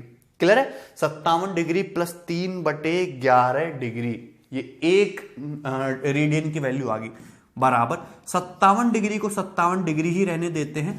अभी 3 बटे 11 डिग्री है। यदि मुझे पता है कि 1 डिग्री की वैल्यू 60 मिनट के बराबर है, तो 3 बटे 11 डिग्री की वैल्यू कितनी हो जाएगी भाई? 60 से मल्टीप्लाई कर देंगे, 180 बटे 11 मिनट के, 180 बटे 11 मिनट के। क्लियर है भाई? कोई डाउट है इसमें? तो ये हो जाएगा 57 डिग्री प्लस 57 डिग्री प्लस 180 बटे 11। तो 180 को यदि हम डिवाइड करेंगे 11 से, तो 11 एक कम 11, कितना बचेगा? 70, 11 छिंग 66, 16 मिनट, प्लस कितना आ जाएगा? 11 कम 11, 70, 11 छिंग 16 प्लस 4 बटे 11। ऐसे लिख दोगे ना, 16 मिनट प्लस 4 बटे 11 मिनट, 16 इंटू 11 176 प्लस 4 180 बटे 11। क्लियर है? कोई डाउट है इसमें? तो ये हो गया 57 degree plus 16 minute, 57 degree plus 16 minute plus 4 बटे 11। अच्छा, 1 मिनट का मतलब क्या होता है? 60 सेकंड। तो 4 बटे 11 मिनट का मतलब क्या हो जाएगा? 60 से मल्टीप्लाई कर देते हैं, 240, 60 से मल्टीप्लाई कर दोगे 240 बटे 11 सेकंड, 240 बटे 11 सेकंड। सिंपल सी बात है। तो ये आ जाएगा आपका 57 degree 16 minute, 57 degree plus 16 minute plus 240 को अगर आप 11 से डिवाइड करोगे तो एग्जैक्ट डिवाइड नहीं होगा, अप्रोक्सीमेटली 22 बार जाएगा। अप्रोक्सीमेटली कितनी बार जाएगा? 22 बार जाएगा। क्लियर है? सो ये कह सकते हैं कि 1 रेडियन की वैल्यू कितनी? 57 degree plus 16 minute plus 22 second के बराबर आई। कहां से आई वो भी मैंने आपको समझा दिया। सो 1 रेडियन का मतलब होता है 57 डिग्री 16 मिनट 22 सेकंड, जो कि बहुत ही आसान है याद रखना। ये आपको याद भी रखना, कहां से आया वो मैंने समझा भी दिया आपको। क्लियर है? ठीक है। तो ये जो रेडियन है, अगर आपसे रेडियन की डेफिनेशन पूछी है तो आप ये बताएंगे कि circular measurement of an angle. Radian क्या है? एंगल का सर्कुलर मेजरमेंट है। ठीक है। और रेडियन की डेफिनेशन क्या होती है कि सर्कल के किसी आर्क द्वारा जिसकी लेंथ रेडियस के बराबर हो, उस सर्कल के सेंटर पे जो एंगल बनेगा वो 1 रेडियन का होगा। क्लियर है? यहां तक सभी को बात समझ में आई है? सिंपल सी बात है। चलिए आगे बढ़ेंगे ना। अब इंपॉर्टेंट चीज समझेंगे ध्यान से, सीडीएस के पेपर के पूछे गए सवाल हैं जो आपको समझ में आने चाहिए। ठीक है। अब मैं एक बार यहां पर ट्रिग्नोमेट्री की टेबल फिर से लिख रहा हूं। Sine theta cos theta tan theta, sine theta cos theta tan theta, sine theta cos theta tan theta. ठीक है भाई।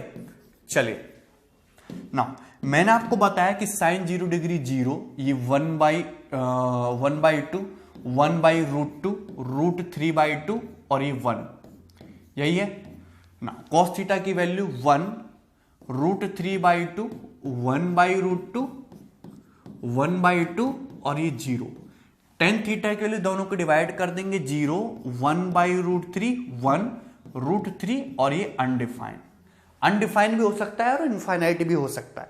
चलिए अब ध्यान से सुनना, मैंने पहले बता रखा है कि साइन थीटा की जो वैल्यू है वो -1 से +1 के बीच में होगी और कॉस थीटा की वैल्यू भी -1 से +1 के बीच में होगी। अब देखिए 0 डिग्री से 90 डिग्री की वैल्यू लिखी मैंने, 0 की, 30 की, 45 की, 60 की, 90। तो जैसे जैसे हम 0 डिग्री से 90 डिग्री की तरफ बढ़ते हैं तो साइन की वैल्यू क्या होती है, बढ़ती है, इंक्रीज। साइन थीटा क्या होता है आपका, बढ़ता है। अगर हम 0 डिग्री से 90 डिग्री की तरफ चलेंगे तो साइन थीटा आपका हमेशा बढ़ेगा। क्लियर है? कोई डाउट है इसमें किसी को? अगर यहां पे मैं ये भी कह सकते हैं कि कॉस थीटा के केस में बात करो, कॉस थीटा ये 0 डिग्री से 90 डिग्री तक की वैल्यू लिखी हुई है। जैसे जैसे हम 0 डिग्री से 90 डिग्री की तरफ बढ़ेंगे, देखिए cos 0 1, फिर √3/2 कम हो गया, 1/√2 और कम हो गया, फिर 1/2 और कम हो गया, 0 तो कतई खत्म हो गया। यानी कि जैसे जैसे हम 0 से 90 डिग्री की तरफ जाते हैं, cos थीटा क्या होता है आपका, घटता है। cos थीटा क्या होता है आपका, घटता है।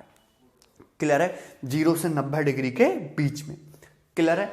तो अगर आपका ये एंगल अल्फा बीटा आपके दो एंगल है, अल्फा बीटा आपके दो एंगल हैं 0 से 90 डिग्री के बीच में।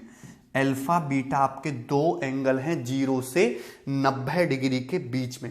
क्लियर है? 0 से 90 डिग्री के बीच में अल्फा बीटा आपके दो एंगल है। सो हमेशा अगर अल्फा बीटा दो एंगल है 0 से 90 डिग्री के बीच में, अगर आपका अल्फा बड़ा है बीटा डिग्री से, अगर आपका अल्फा बड़ा है बीटा डिग्री से, मतलब अल्फा की वैल्यू में बीटा से बड़ा लेके चल रहा हूं 0 से 90 के बीच में, तो आपके साइन अल्फा की वैल्यू जो होगी वो साइन बीटा से बड़ी होगी। साइन अल्फा की जो वैल्यू होगी वो हमेशा साइन बीटा से बड़ी होगी, क्योंकि 0 से 90 डिग्री के बीच में अगर आप एंगल को बढ़ा लेंगे, 0 से 90 डिग्री के बीच में जैसे जैसे आप एंगल की वैल्यू बढ़ाएंगे वैसे वैसे आपका साइन क्या होगा, बढ़ेगा, लेकिन कॉस क्या होगा आपका, घटेगा। तो 0 से 90 डिग्री के बीच में यदि अल्फा आपका बड़ा है बीटा से तो साइन अल्फा आपका ग्रेटर होता है साइन बीटा से। कॉस अल्फा जो है वो क्या होगा आपका, लेस होगा कॉस बीटा से। कॉस अल्फा जो है वो आपका लेस होगा कॉस बीटा से। क्लियर है? कोई डाउट है इसमें किसी को? कॉस अल्फा की जो वैल्यू है वो क्या होगी आपकी, कम होगी कॉस बीटा से। क्लियर है? सभी को बात समझ में आई? बहुत ही आसान सी चीज है। क्लियर है? चलिए जैसे फॉर एग्जांपल, ये तो बात आपको समझ में आई होगी, ये बहुत छोटी छोटी सी चीज है और इस पे बहुत सारे सवाल बनते हैं। मैं आपको एग्जांपल लेके काफी सारे सवाल कराऊंगा। जैसे मैं लिखूं आपके सामने कि sine 44 degree minus sine 46 degree, sine 44 degree minus sine 46 degree, ये पॉजिटिव होगा कि नेगेटिव होगा ये बताया ना मुझे। आप ये बताएं कि sine 44 degree minus sine 46 degree कैसा होगा। अब आप सुनिए ध्यान से, जैसे जैसे मैं 0 डिग्री से 90 डिग्री की तरफ बढ़ता हूं, जैसे जैसे हम 0 से 90 डिग्री की तरफ बढ़ते हैं तो साइन की वैल्यू क्या होती है, बढ़ती है। ठीक है ना? अगर 0 से 90 के बीच में एंगल बढ़ा तो साइन की वैल्यू भी क्या होती है, बड़ी होती है। अब मुझे बताइए कि आपका 44 डिग्री बड़ा है कि आपका 46 डिग्री बड़ा है? आपका 44 डिग्री बड़ा है, सॉरी आपका 44 डिग्री छोटा है। क्लियर है? तो साइन 44 की वैल्यू भी छोटी होगी साइन 46 डिग्री की वैल्यू से, क्योंकि साइन 44 डिग्री छोटा होगा, साइन 46 डिग्री बड़ा होगा। तो साइन 44 माइनस साइन 46 जो आएगा वो क्या आएगा आपका, निगेटिव आएगा। साइन 44 माइनस साइन 46 जो आएगा वो क्या आएगा आपका, निगेटिव आएगा। क्लियर है? सिंपल सी बात है। दूसरा एग्जांपल लेते हैं, ये आए हुए सवाल हैं सारे के सारे। अगर मैं यहां पे लूं आपके सामने cos 25 degree minus cos 35 degree, cos 25 degree minus cos 35 degree, इसकी वैल्यू जो होगी वो पॉजिटिव होगी कि निगेटिव होगी। अगर आप जैसे जैसे कॉस की टर्म में अगर आप 0 से 90 की तरफ जाते हो तो कॉस की वैल्यू क्या होती है, घटती है। कॉस की वैल्यू क्या होती है, घटती है। क्लियर है कि नहीं? यानी कि 0 से 90 डिग्री तरफ जैसे आप जरूरत यहां पे देखेंगे 1√3/2, 1/√2, 1/2, 0, कॉस क्या होता जा रहा है आपका, कम होता जा रहा है। लेकिन ये क्या है, cos 25 degree minus cos 35 degree है। सो कॉस 25 डिग्री फिर क्या होगा आपका, ग्रेटर होना चाहिए कि नहीं कॉस 35 डिग्री से, क्योंकि 25 से 35 की तरफ गए, एंगल बढ़ा लेकिन कॉस की वैल्यू क्या होगी, कम हो गई। सो कॉस 25 डिग्री क्या होगा आपका, बड़ा होगा कॉस 35 से, यानी कि कॉस 25 और कॉस 35 का डिफरेंस जो आएगा वो क्या आएगा, हमेशा पॉजिटिव आएगा। क्लियर है भाई? इसमें कोई डाउट है किसी को भी? ये सिंपल सी बात है, सभी को समझ में आई होगी, बहुत ही आसान सी बात थी। ठीक है ना? चलिए आगे बढ़ेंगे। अब नाउ ये समझना आप tan के केस में समझिए, अगर हम tan के केस में देखो tan 0 की वैल्यू 0, ये 1/√3, ये 1, ये √3 और ये इनफाइनाइट। अगर हम tan की देखें ध्यान से तो जैसे जैसे हम 0 से 90 डिग्री की तरफ बढ़ते हैं tan की वैल्यू भी क्या होती है, इंक्रीज होती जाती है।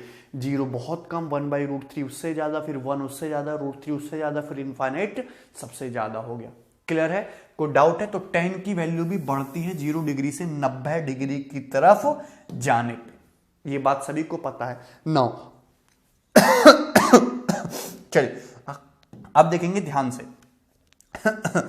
ठीक है, यानी कि मैं ये कह सकता हूं कि अगर अल्फा और बीटा के बीच 0 की वैल्यू, सॉरी अल्फा और बीटा दो एंगल हैं जिनकी वैल्यू 0 से 90 डिग्री के बीच में है, और अगर आपका अल्फा ग्रेटर देन बीटा है तो tan अल्फा की जो वैल्यू होगी वो tan बीटा से बड़ी होगी। tan अल्फा की जो वैल्यू होगी वो tan बीटा से बड़ी होगी। tan alpha is greater than tan beta. Clear है? अल्फा बीटा दो एंगल है जिनके वैल्यू 0 से 90 डिग्री के बीच में है। अल्फा अगर आपका बीटा से बड़ा है तो tan अल्फा की वैल्यू भी क्या होगी, tan बीटा से बड़ी होगी। फॉर एग्जाम्पल अगर मैं आपसे लिखूं कि बताइए tan 10 माइनस tan 20, ये पॉजिटिव होगा कि निगेटिव होगा? tan 10 degree minus tan 20 degree, ये पॉजिटिव होगा कि निगेटिव होगा? तो ध्यान से ऑब्जर्व करना है। मैंने यहां पे लिखा हुआ है साफ साफ कि जैसे जैसे एंगल की वैल्यू बढ़ती जाएगी आपकी टेंजेंट की वैल्यू भी क्या होती जाएगी, बढ़ती जाएगी। यानी कि यहां पे अगर एंगल आपका बड़ा है तो टेंजेंट भी क्या होगा, आपका बड़ा होने वाला है। सो tan आपका छोटा होगा, tan 20 आपका बड़ा होगा। यदि इनका डिफरेंस लोगे तो इनका डिफरेंस क्या जाएगा, आपका निगेटिव आएगा। का डिफरेंस क्या आएगा, आपका निगेटिव आएगा। क्लियर है? ये सिंपल सी बात है, बहुत आसान भी है। ठीक है ना? अब आगे बढ़ेंगे, ध्यान से समझना है आपको, ये चीज ज्यादा इंपॉर्टेंट है। सीडीएस के पेपर का आया हुआ सवाल है, सीडीएस एग्जाम का, सीडीएस एग्जाम का आया हुआ सवाल है। ठीक है? Sine 1 degree, sine 1 radian, cos 1 degree, cos 1 radian, tan 1 degree, tan 1 degree और tan 1 रेडियन, tan 1 डिग्री और tan 1 रेडियन, tan 1 रेडियन, इनमें से कौन बड़ा छोटा है आपको ये बताना। sin 1 degree, sin 1 radian, cos 1 degree, cos 1 radian, tan 1 degree, tan 1 radian, इनमें से कौन बड़ा छोटा है देखेंगे। अब देखिए sin 1 डिग्री, sin 1 डिग्री का मतलब सभी को पता है कि 57 डिग्री है। sin 1 रेडियन, 1 रेडियन का मतलब क्या है, 57 डिग्री। तो मुझे पता है कि जैसे जैसे मैं 0 से 90 डिग्री के बीच में एंगल की वैल्यू बढ़ाऊंगा आपका साइन बढ़ेगा। तो sin 1 डिग्री और sin 57 डिग्री के केस में आपका कौन बड़ा होना चाहिए, sin 57 डिग्री, यानी कि sin 1 रेडियन क्या होता है, आपका बड़ा होता है। क्लियर है? सिंपल सी बात है। दूसरा देखते हैं, cos 1 डिग्री और cos 1 रेडियन के बीच में, 1 रेडियन का मतलब क्या होता है, 57 डिग्री। तो 57 डिग्री आपका बड़ा होता है 1 डिग्री से। लेकिन जैसे जैसे हम cos के केस में एंगल आपका बढ़ाते हैं, एंगल बढ़ाते हैं तो cos की वैल्यू कम होती जाती है, यानी कि cos 1 डिग्री आपका बड़ा होगा cos 1 रेडियन से। क्लियर है? सिंपल सी बात है। tan 1 डिग्री और tan 1 रेडियन, 1 रेडियन होता है आपका 57 डिग्री। tan की टर्म में हम जैसे जैसे आपका एंगल बढ़ाते हैं, जैसे जैसे हम एंगल बढ़ाते हैं tan की वैल्यू भी क्या होती है, बढ़ती चली जाती है, यानी कि tan 1 रेडियन आपका बड़ा होगा tan 1 डिग्री से। क्लियर है? तो इस तरीके से आपको ये ट्रिग्नोमेट्रिक टेबल को देखना आना चाहिए। इस पे बहुत सारे नए सवाल आपके पेपर में बन सकते हैं। ठीक है भाई? चलिए आगे बढ़ेंगे। अब समझना है आपको ध्यान से, अब समझना है आपको ध्यान से। अगर मैं केवल और केवल 0 से 45 डिग्री के बारे में बात करूं, 0 से 45 डिग्री के बीच में, अगर मैं 0 से 45 डिग्री के बीच में बात करूं तो ये हो गया आपका एंगल ए 0, अल्फा और बीटा, दो एंगल में ले लेता हूं अल्फा और बीटा, इनकी वैल्यू जो है 0 से 45 डिग्री के बीच में, 0 से 45 डिग्री के बीच में अल्फा और बीटा की वैल्यू 0 से 45 डिग्री के बीच में। सो 0 से 45 डिग्री के बीच में देखो तो साइन की वैल्यू क्या हो रही है, बढ़ रही है, जबकि कॉस की वैल्यू क्या हो रही है, घट रही है। और 45 डिग्री पे साइन 45 और 45 डिग्री पे कॉस 45, 1/√2 1/√2 दोनों क्या हो जाते हैं, बराबर हो जाते हैं। क्लियर है? लेकिन अगर आप गौर से ऑब्जर्व करो कि अगर आप साइन जीरो अल्फा बीटा दो एंगल उनकी वैल्यू जीरो से इक्वल लो, जीरो से बड़ी लो, 45 डिग्री से छोटी लो।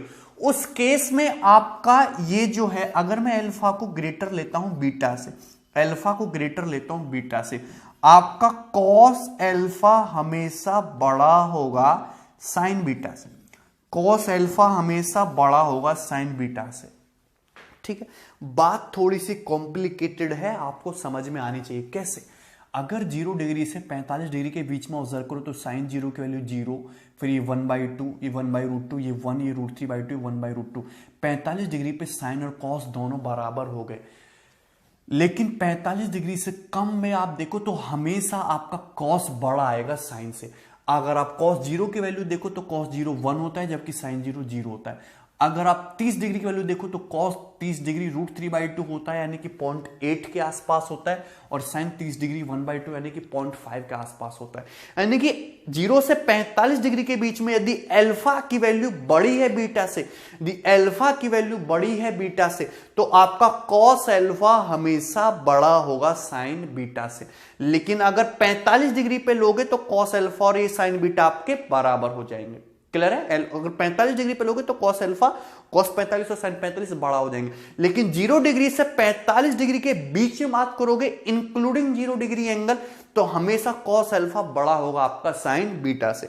फिर से मैं एक सवाल ले रहा हूं, सीडीएस के पेपर का आया हुआ कि cos 20 minus sine 20, cos 20 minus sine 20 की वैल्यू पॉजिटिव होगी कि नेगेटिव होगी? cos 20 माइनस साइन 20 की वैल्यू पॉजिटिव होगी कि नेगेटिव होगी, ये आपको बताना है, और ध्यान से सोच समझ के बताना है आपको। cos 20 माइनस साइन 20 की वैल्यू, ठीक है।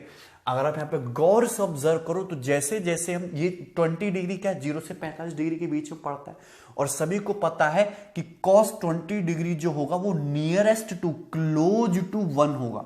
cos 20 डिग्री जो होगा वो क्लोज टू 1 होगा, 1 के आसपास होगा, जबकि साइन 20 डिग्री जो होगा वो क्लोज टू 0 होगा, 0 के आसपास होगा।